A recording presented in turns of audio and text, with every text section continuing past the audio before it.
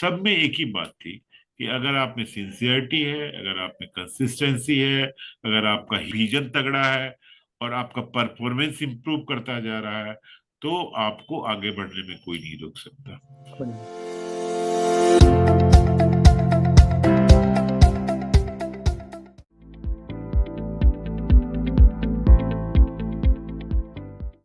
Hello and welcome to another episode of the Hall of Fame interview. And today we have a senior professor in orthopedics, Dr. S.N. Saraf with us. He has been an HOD of Darbhanga Medical College Orthopedic Division. He has been also in a high administrative post like Bihar Orthopedic Association, and he has been very kind to share his time with us. And we'll learn from his journey of ups and downs and how he has managed to create 3 hospitals on his own and a very good career out of him.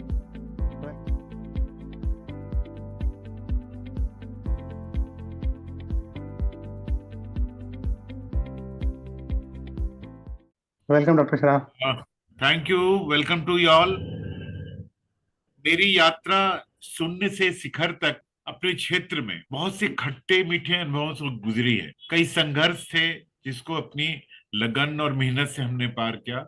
मेरा जन्म एक छोटे से गांव में त्रिवेणीगंज नाम की जगह है, सुपौल में, बिहार में एक जगह है, बहुत छोटा सा कस्बा है, उसमें मेरा जन्म हुआ। मेरे पिता या हम लोग मिडिल क्लास के लोग थे।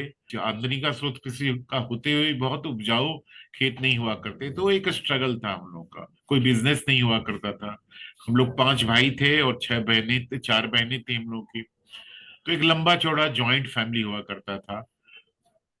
तो ये सारे हमारे संघर्ष थे, बैकग्राउंड हमारा एक छोटा सा था। उस जमाने में गांव में स्कूलें बहुत कम हुआ करती थी। जैसे मेरा ही गांव था, आज तो बड़ा नामी गांव है, सब डिवीजन है, लेकिन उस जमाने में एक छोटी सी प्राइमरी स्कूल हुआ करती थी। और वो स्कूल इस तरह की थी कि कच्चे मकान से बनी हुई, फूस जो होता है ना ऊपर में, वो छत उसकी चूती हुई। और हम लोग कहते थे बोरा छाप स्कूल, अभी हम लोग कहते हैं बोरा छाप स्कूल। तो उस पे जमीन पे बैठ के बोरा बिछाकर, और टीचर्स हुआ करते थे, लेकिन बड़े टीचर जो हुए थे बड़े स्ट्रिक्ट हुआ करते थे, बड़े मोरलिस्ट टीचर हुआ करते थे इस जमाने के, और बड़े डिवोटेड हुआ करते थे। और और उस जमाने में ये भी था कि आज के जमाने की तरह बच्चे कुछ भी बोल रहे हैं पनिश नहीं कर रहे। उस जमाने में छड़ी का इस्तेमाल होता है, बांस की कच्ची छड़ी। आपने गलती की तो छड़ी खाइए फिर। तो मेरे टीचर्स बहुत अच्छे थे, बहुत लगन से पढ़ाते थे, बहुत सिंसियरली ऑब्जर्व करते थे। इसके चलते धीरे धीरे हम लोग का इंटरेस्ट, बचपन में खेलते कूदते थे, लेकिन धीरे धीरे इंटरेस्ट पढ़ने में शुरू हुआ। और उसके बाद हम लोग 5वीं क्लास तक वहां पढ़े। 5वीं क्लास के बाद मिडिल स्कूल था, गांव से 10 से 15 किलोमीटर दूर, और एक नदी को पार करके जाना पड़ता था। बरसात में नदी में पानी हुआ करता था, और हम लोग गले तक जब पानी रहता था तो तक तो चले जाते। तैरना तो बच्चे थे, नहीं आता था बिल्कुल। पार करके जाते थे, पैदल जाते थे, और उस मिडिल स्कूल में जाते थे। माने उस गांव के आसपास में सिर्फ एक ही मिडिल स्कूल हुआ करता था। और उधर से लौटते थे तो उसमें स्नान भी कर लिया करते, बचपना हुआ करता था। बड़े अच्छे टीचर हुआ करते, बहुत अच्छे टीचर।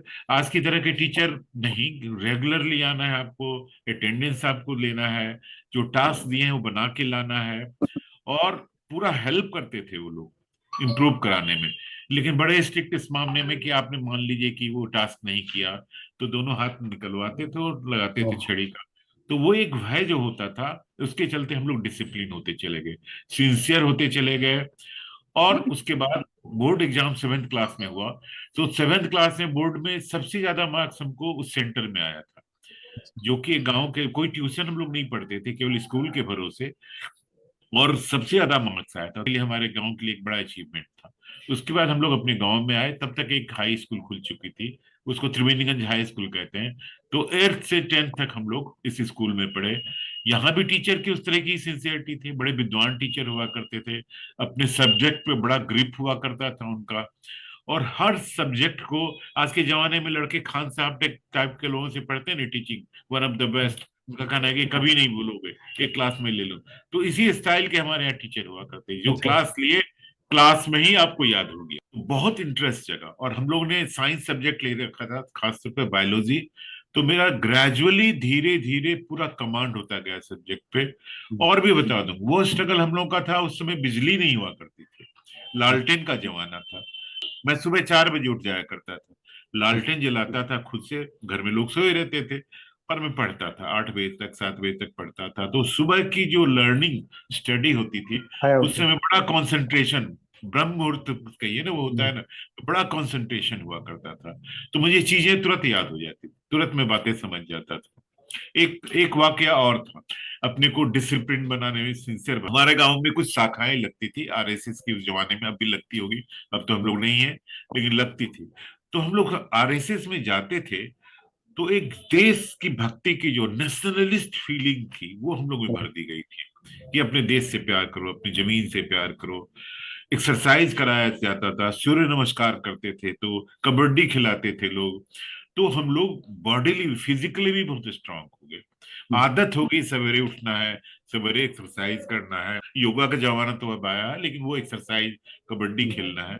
उसके बाद तैयार होके हम लोग स्कूल जाते थे। तो आरएसएस से हम लोगों को एक डिसिप्लिन कैसे हो मेंटेन, कैसे हार्ड वर्किंग हो, किसी भी प्रॉब्लम को कैसे सॉल्व करें, नेशनलिस्ट बन जाना, पॉजिटिव फीलिंग बहुत डेवलप की। फिर हम लोग बाद में अपने पढ़ने लिखने में लग गए। तो हम लोग स्कूल जो ज्वाइन किए हाई स्कूल में, स्पोर्ट्स में भी बड़ा उस जमाने में इंटरेस्ट रहा करता था। जैसे फुटबॉल, अपनी फुटबॉल टीम का मैं कैप्टन हुआ करता था, कई टूर्नामेंट हम लोग खेलते थे। कबड्डी बहुत पॉपुलर थी उस जमाने में, और उस जमाने में क्रिकेट नहीं था, गुल्ली डंडा का जमाना था, खूब खेलते थे, खूब पढ़ते थे, और बड़ी मस्ती की जिंदगी होती थी वो, पढ़ना भी है, खेलना भी है। छुट्टियों के समय में क्या होता था, एग्जाम हुआ, छुट्टी हुई, आपका क्रिसमस हो, विंटर वेकेशन हुआ, तो उस जमाने में टीवी का जमाना नहीं था, वो टीवी का जमाना नहीं था। उस जमाने में हम लोग क्या करते थे, हम लोग की माता जी का बड़ा सेव होता था, रामायण पढ़वाते थे, बेटा तुम रामायण पढ़ो, और गीता पढ़ो, और महाभारत पढ़ो। तो बड़ा अपने वो रिलीजन के प्रति कहिए या अच्छी चीजों के प्रति बड़ा लगाव हम लोग का हो गया। और हम लोग शुरू में ही जानेंगे, आज के जनरेशन से पूछिएगा रामायण के बारे में तो नहीं बता पाएंगे। हम लोग पूरा रामायण पढ़ चुके थे हिंदी में, संस्कृत में दिक्कत होती थी। हम्म, महाभारत की सारी कहानियां जहाँ दिक्कत होती थी, माँ हेल्प करती थी बिल्कुल, तो पिताजी हेल्प करते थे, तो हम्म। स्पिरिचुअल भी हम लोग काफी बन गए थे। तो फिर आप अगर मेडिकल की तरफ स्पिरिचुअल, रुझान कैसे आया? हाँ, मैं बताता हूँ। तो बायोलॉजी मेरा सब्जेक्ट था। 10th में एग्जाम हुआ, और गांव से बाहर एग्जाम हुआ, सुपौल में सेंटर था। तो बहुत हम लोग ने मेहनत की, तो बहुत अच्छा स्कोरिंग, उस जमाने में 70% लाना बहुत बड़ी बात थी। हम्म, किसी स्कूल से एक दो लड़के फर्स्ट करते थे, आज तो 80% फर्स्ट कर जाते हैं, बड़ा टफ हुआ करता था एग्जाम। आजकल 90% हो गया सर। हाँ, 70% उस जमाने, 60% आना तो बड़ी बात, 70% आया था। तो मुझे नेशनल मेरिट स्कॉलरशिप मिली थी, पूरे अच्छा। जिले में नेशनल मेरिट स्कॉलरशिप बहुत कम लड़कों को मिली थी। हम्म, वो मेरा जीवन का एक ब्रेकिंग पॉइंट था। उसमें हम लोग को उस जमाने में 150 या इसी तरह का कुछ मिलता था, वो मुझे मेडिकल तक मिलता रहा। तो मुझे उस पैसे से बड़ी मदद मिली। खर्च ज्यादा नहीं हुआ करता था, खर्च उस जमाने में 100 रुपये में काम चल जाता था। तो मेरा एडमिशन फिर science college, Patna science college, बड़ा ग्रेड 1 था, बिहार का सबसे अच्छा था। आज भी, आज तो बहुत सी स्कूल कॉलेज खुली होंगी, लेकिन उस जमाने में ग्रेडिंग साइंस कॉलेज की बहुत बड़ी बात। साइंस कॉलेज के स्टूडेंट का मतलब है कि अपने आप में जीनियस है। प्रोफेसर भी उसी रैंक के थे, बहुत तेज प्रोफेसर थे, बड़े नामी प्रोफेसर हुआ करते थे, वो लोग पढ़ाते थे। सबसे बड़ा ब्रेक पॉइंट ये हुआ कि उस कॉलेज में पूरे बिहार के जो टॉपर्स थे उनका एडमिशन होता था। तो उस लाइन में शहरी पढ़े लिखे लड़के जो बड़े तेज तरार होते थे, गांव के थे, हम लोग को थोड़ी झिझक हुआ करती थी। एक न्यूटन हॉस्टल बड़ा नाम है, आज भी कैवेंडिश न्यूटन हॉस्टल, गंगा के किनारे। तो न्यूटन हॉस्टल में रहने लगे हम लोग। तो मैं अपने सहपाठियों का जब पढ़ने का ढंग देखता था, और उनका ट्रेनिंग देखता था, और जो बहुत अच्छी स्कूलों से आए हुए उनका जो बिहेव देखते थे, तो बड़ा मैं आकर्षित हुआ करता था। मुझे लगता था इनके इनकी तुलना में जैसे मैं बताऊं, मेरे हम्म, 3 सीटेड रूम था, उसमें एक आर्यन यादव था। मैंने उसको कभी न तो सोते हुए देखा, न जगते हुए, मतलब कि वो रात में बाद तक पढ़ता था और मेरे से पहले उड़ जाता था, तीन बढ़िया। चार घंटा उस जमाने में 3-4 घंटा ही वो सोता था। और खूब अच्छा ईएनटी का डॉक्टर हुआ, पूर्णिया में सेटल किया। एक डॉक्टर साहब इनके सिंह प्रोफेसर हैं ऑर्थोपेडिक्स में, अभी एनएमसीएच में है, वो मेरे साथ थे। एक बार में बीएच में कंप्लीट कर गए, नेगेटिव मार्किंग का जमाना था। हम्म, तो इतने इंटेलिजेंट लोग, और हम्म, जो मेडिकल में नहीं गए, वो कई लोगों का आईएएस आईपीएस का मैं नाम गिना सकूं, वो लोग सारे लोग रिटायर कर गए। तो अच्छा, आईएएस आईपीएस उस जमाने में करना आसान था, मेडिकल में जाना डिफिकल्ट था। तो अच्छा। हम लोग मेडिकल में गए। तो मैं भी मेडिकल में गया, लेकिन पहली बार में मेरा पटना डेंटल कॉलेज में हुआ, और दूसरी बार में फिर पटना मेडिकल कॉलेज में हुआ। वो भी जवान लगता, जो बेस्ट चॉइस होता था पटना मेडिकल कॉलेज चॉइस हुआ था। वहां भी जो लड़के आए वो बड़े तेज तरार, और वो इंग्लिश स्पीकिंग थे, हम लोग हिंदी स्पीकिंग लड़के हुआ करते थे। इंग्लिश हमारे यहाँ 7th क्लास से थी, तो बड़ा फटाफट फटाफट, तो हम लोग को लगता था पढ़ाते थे। यार इन लोगों से। तो फिर वहां ये सिंसियरिटी, डेडिकेशन, लगे रहो वाली बात की, खूब मेहनत करो एक एक सब्जेक्ट को कई बार, तो हम लोग उनके पैरेलल लाते चले गए, अच्छे स्कोरिंग करते गए एक बार में। उस जमाने में एक बार में हर सब्जेक्ट को कर लेना ही बड़ी उपलब्धि थी। बड़ी बात बाहर होती। के एक्सटर्नल आते थे, जैसे बीएचयू के, एम्स के एक्सटर्नल आते थे, तो वो टीचर्स थे बड़े स्ट्रिक्ट होते थे, तुरंत फील कर देते थे, कभी भी 50% से ज्यादा रिजल्ट नहीं आता था। तो बड़ा हम लोगों को स्ट्रगल करना पड़ा। हम लोग एक बार में निकलते गए, 60% तक मार्क्स आया मेडिकल में। फिर उसके बाद एमबीबीएस करने के बाद वो बहुत सी बात, 4th ईयर में मेरी शादी हो गई। 4th ईयर में शादी हुई तो अर्ली मैरिज करने का तो अलग कॉम्प्लिकेशन है। आप पढ़ते रहिए, मिसेज आपके गांव में है, वो झेल रही है अपना जॉइंट फैमिली में। तो जी। हमारी मिसेज का बहुत कॉपरेशन था, उन्हीं के चलते हम पढ़ पाए। वो सह गई, तो आज की लड़कियां नहीं सह पाएंगी, वो नहीं। नहीं रह सकती है अपने हस्बैंड के बिना। हमारी मिसेज कम से कम 8-9 साल स्ट्रगल की माँ, घर में सारा काम करना, घर के लोगों का ध्यान रखना, हम मुझे भी डिस्टर्ब नहीं करना, बड़ी उनके। हर औरत किसी पुरुष के जीवन में चेंज लाती है। तो उन्होंने मेरे उसी बीच में बच्चे बच्चे हो गए हमारे। तो एक वाक्य और बताता हूँ, मेरे पीएसएम का एग्जाम था 4th ईयर में। तो हम लोग को उस जमाने में बड़ा आकर्षण, जो बड़े नेता लोग होते थे लाइक चौधरी चरण सिंह या राजनारायण टाइप के, या इंदिरा गांधी जी थी। तो जेपी से हम लोग बहुत इम्प्रेस थे, आईएससी वहां से किए। जेपी से, जेपी आंदोलन के हम लोग सहभागी थे, उस आंदोलन में हम लोगों ने काम किया था। तो जेपी बड़े, बिल्कुल चेहरा मेरे सामने है। उनकी कही गई बातें से बहुत प्रेरित होते थे, लड़कों में एक जोश आ जाता था। काफी ऑनेस्ट हुआ करते थे, काफी सिंसियर। और इंदिरा गांधी का उस जमाने में इमरजेंसी लगा था, अपोज करना बहुत साहस का काम था। तो जेपी के साथ उन्होंने कई बार मीटिंग अटेंड किया, तो बहुत इंप्रेस होते। तो जेपी का देहांत हो गया 79 में, किडनी के मरीज थे, रीनल प्रॉब्लम था। तो बांसघाट में उनका दाह संस्कार हो, देश के सारे बड़े नेता आए थे। हम लोग को शौक थी कि हम नेताओं को, जो बड़े इतना नाम है, देखें। टीवी का जमाना तो था नहीं कि देख लें आप, बिल्कुल। तो वर्चुअल देखना, सामने सामने देखने का बड़ा शौक था, सुनने का। तो मैं बता सकता हूँ, एक बड़ी सी गाड़ी जिसमें इंदिरा गांधी जी और संजय गांधी बैठे हुए थे, बिल्कुल नजदीक से जाके प्रणाम किया, तो मैं देख के लगा कि बाप रे, इंदिरा गांधी इतनी फिट, एक्टिव और इतनी सुंदर हो सकती है उस उम्र में। आज तक वो चेहरा मेरे सामने से नहीं गया। और तो बहुत से नेता आए, सबको देखे हम लोग, मुरारजी भाई देसाई वगैरह सबको। हम लोग तो बांसघाट पे हम लोग भी थे दाह संस्कार में, अच्छा लगा था, वो एक बड़ा अच्छा नौ था हम लोग का।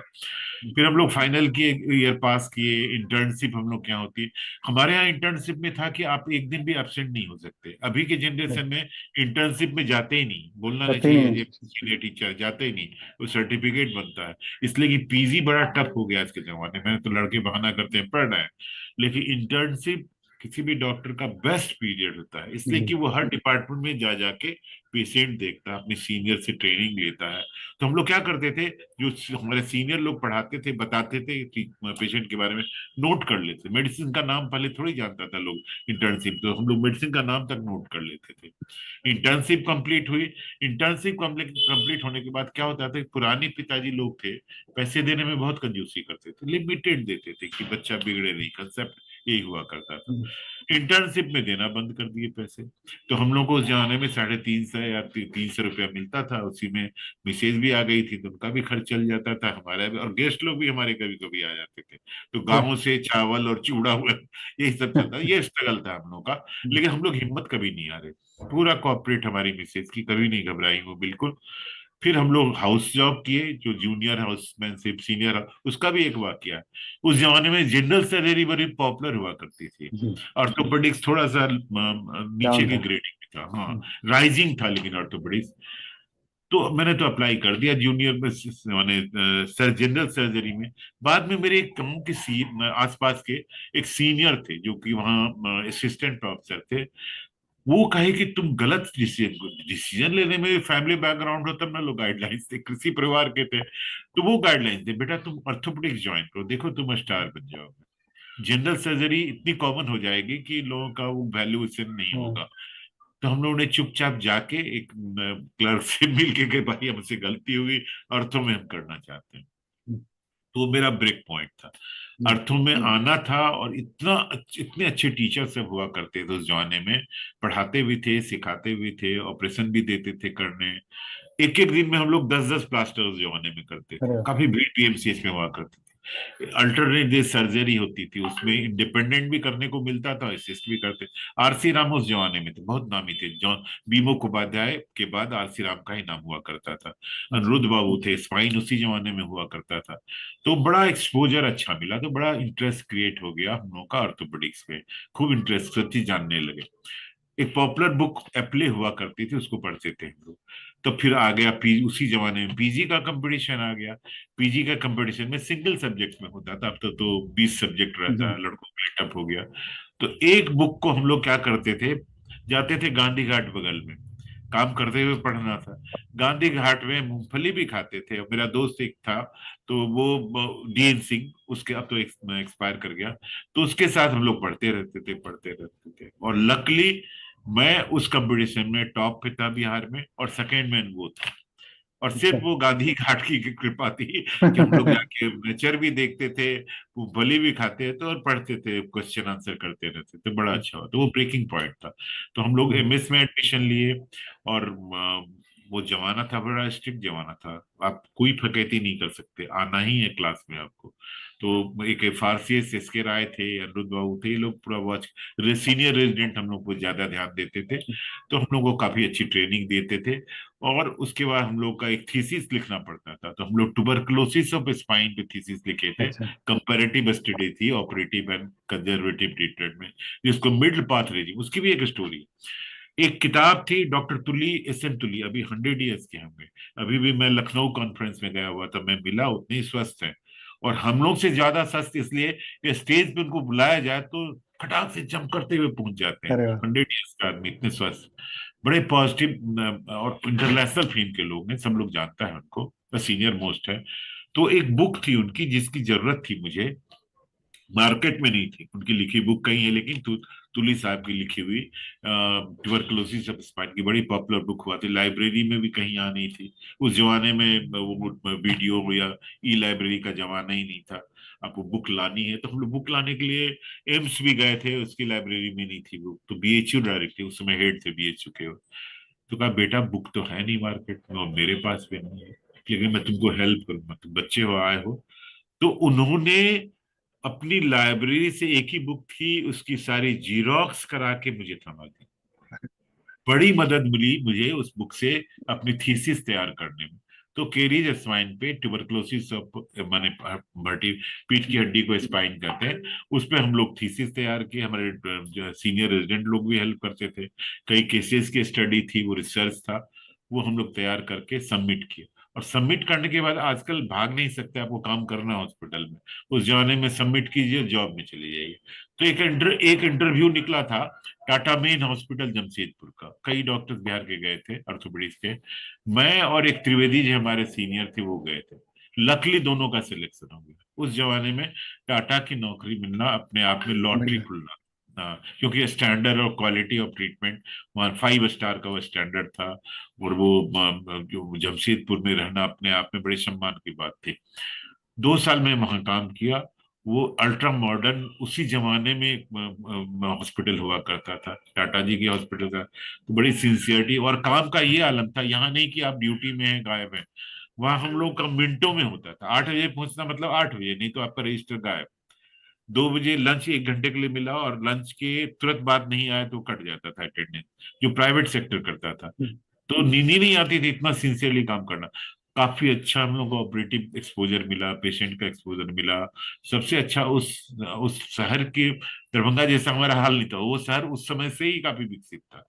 स्टील की उनकी फैक्ट्री थी, टाटा जी का जो जन्म दिवस वो होता था, वो सेलिब्रेट, बहुत बहुत आनंदमय था। सस्ता जमाना था। आप जान के आश्चर्य कीजिएगा कि उस जमाने में हम लोग की केवल 2100 सैलरी होती थी, अच्छा। और बहुत कंफर्टेबली काम चलता था।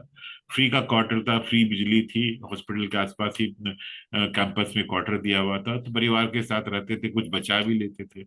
ये हाल था। तो सस्ते का जमाना था, काम चलता था, लेकिन खूब प्रैक्टिस अलाउड नहीं थी उस जमाने में।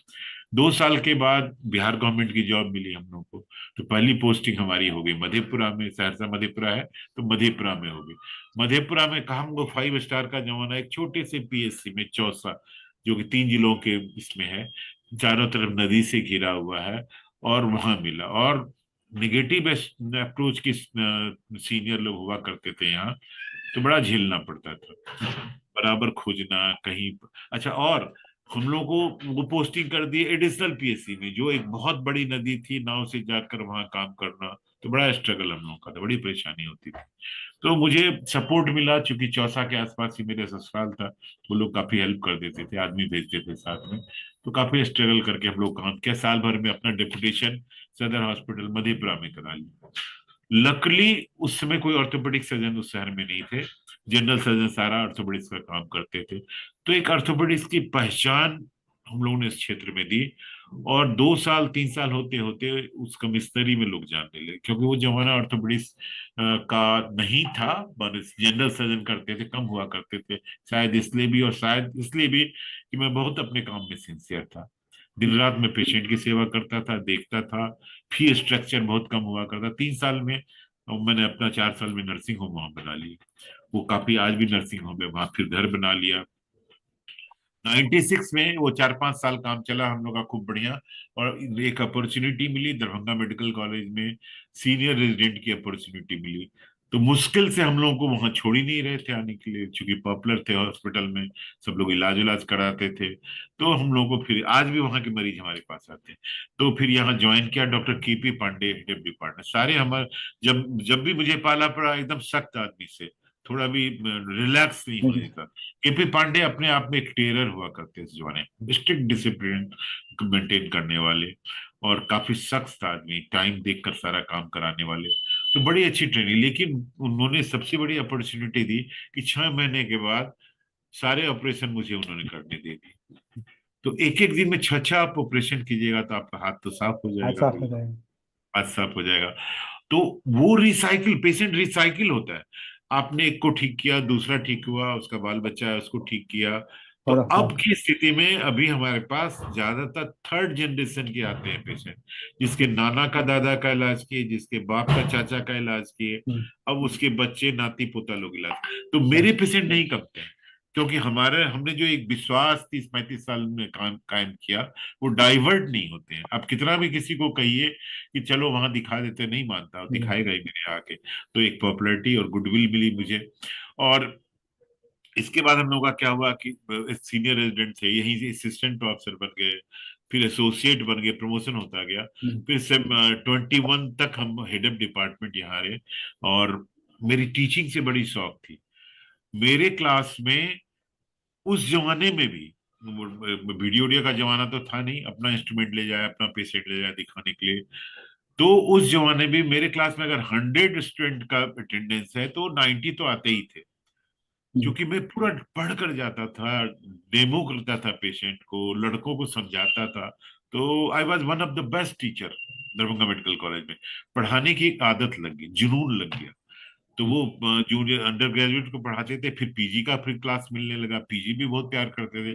21 में जो रिटायर किए, तो मेरे पीजी आज भी दुनिया के हर कोने में मेरे पोस्ट ग्रेजुएट। अभी मैं लखनऊ कॉन्फ्रेंस में लगा, तो मेरे पीजी लोग उस जमाने के पढ़ाए हुए के बच्चे अब डॉक्टर बन गए। हम्म, सारे लोग पैर छू छू के प्रणाम करना, अप्रिशिएट करना, तो बहुत मजेदार लगता है। किसी भी टीचर को इससे ज्यादा right, प्रसन्नता कभी नहीं मिलती, जब उसका लड़का प्रणाम करता है, पूरी इज्जत देता है। काफी अच्छी गुडविल हमारी थी उस जमाने में। हम्म, तो इस तरह हमारी यात्रा चलती रही। और फिर उसके बाद हम लोगों ने क्या किया कि स्पाइन जो है, पीठ की हड्डी का इलाज जो है, हम्म, बड़ा कठिन बना के लोग रखते थे। उस जमाने में लोग कहते थे कि अगर ऑपरेशन पीठ का कराते हो तो लकवा हो जाएगा। जी क्योंकि कुछ एग्जाम्पल भी थे, जैसे यहाँ यहाँ के एक बहुत नामी फिजिशियन एसके सिन्हा थे, उनका सिंपल सियाटिका का इलाज करने में, सर्जरी कराने में लकवा हो गया, तो लोग डराते थे मत कराना स्पाइन का।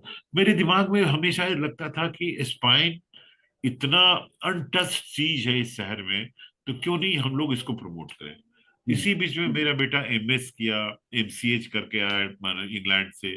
तो पूछा, पापा हम क्या चीज में स्पेशलिटी करें, किस में फेलो थे? मैंने कहा स्पाइन करो, स्पाइन में अपने शहर में, अपने बिहार में कोई नहीं है, तो तुम करोगे। तो उसने कहा कि ये तो बहुत कठिन है। तो कहा कि नहीं, तुम मेहनत करो, तुमको बाद में फायदा होगा।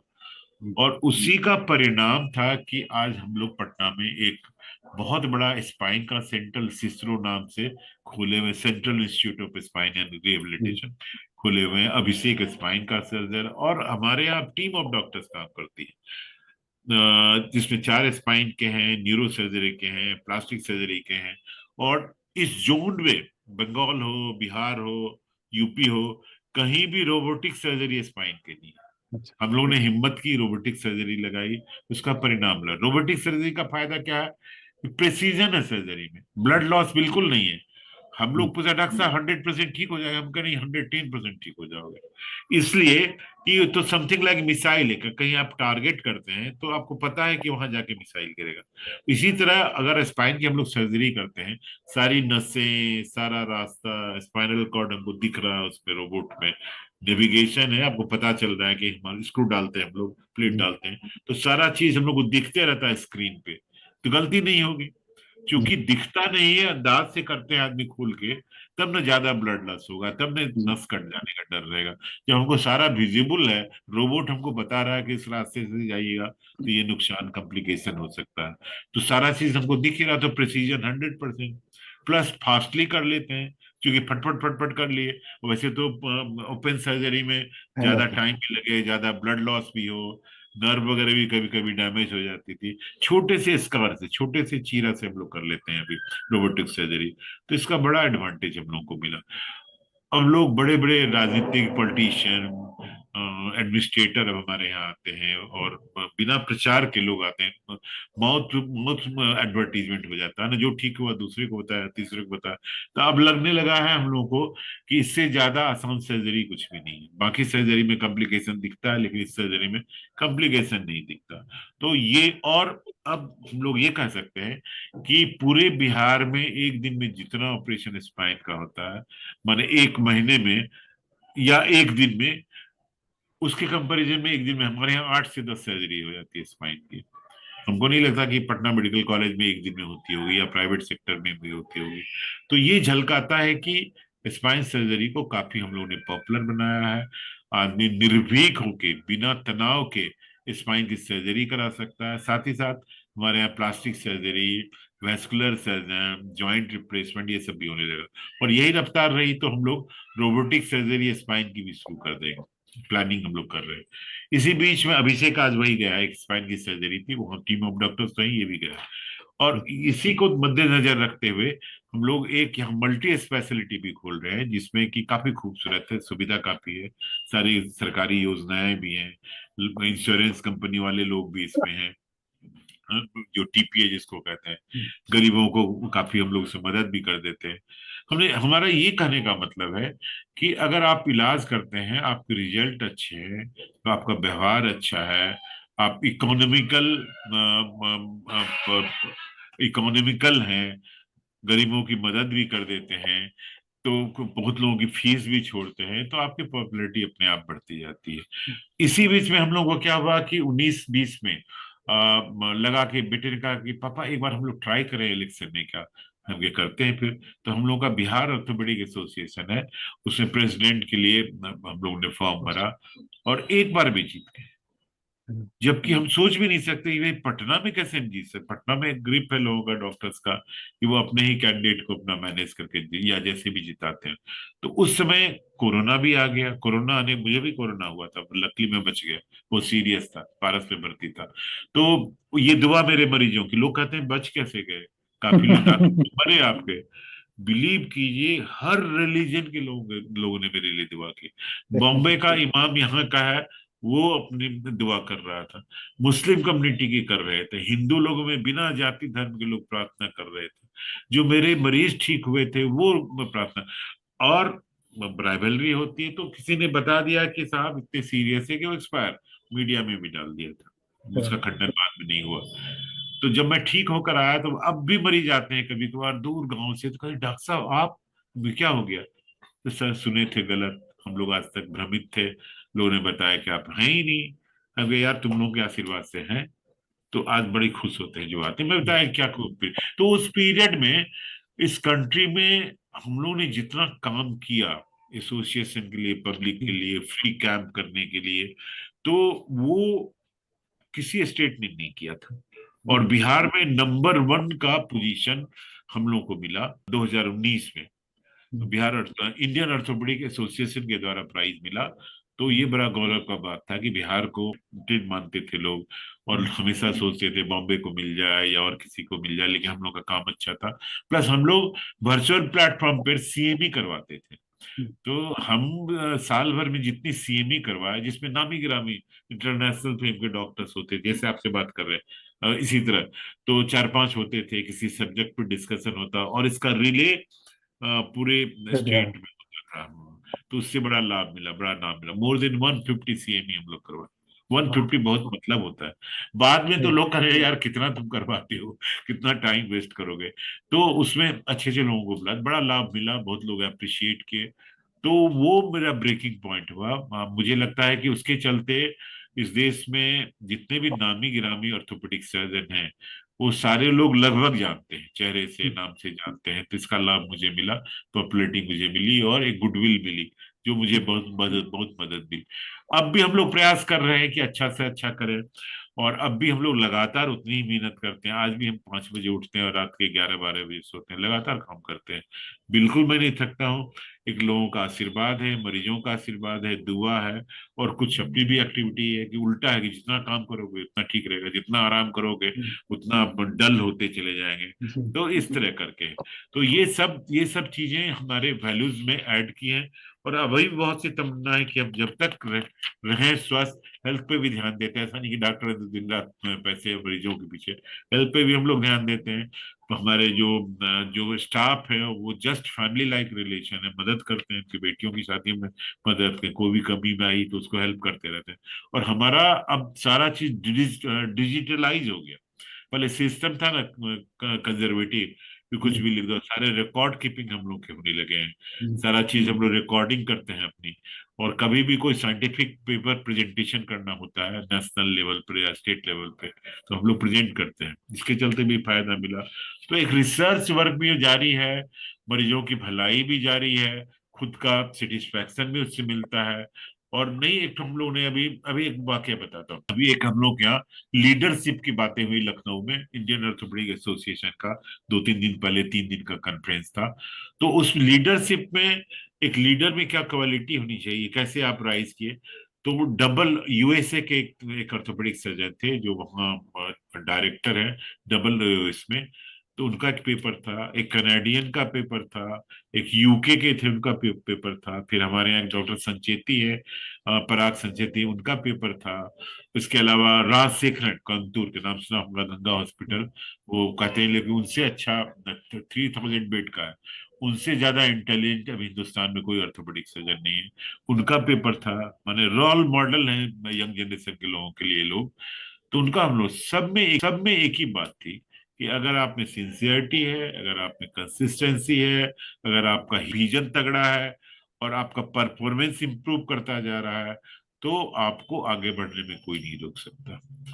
और मेरी तमन्ना है कि मैं लगातार सेवा स्वस्थ रहूं और सेवा करता रहूं। कुछ बातें जो मुझे लगती है, जो मुझे हेल्प करेगी हमेशा हमेशा, मैं अपने भी सुनाता भी रहूं। जैसे struggle gives birth to talent and talent shapes the personality, personality creates opportunity, and opportunity births prosperity, and prosperity gives us everything like position, respect, money and fame.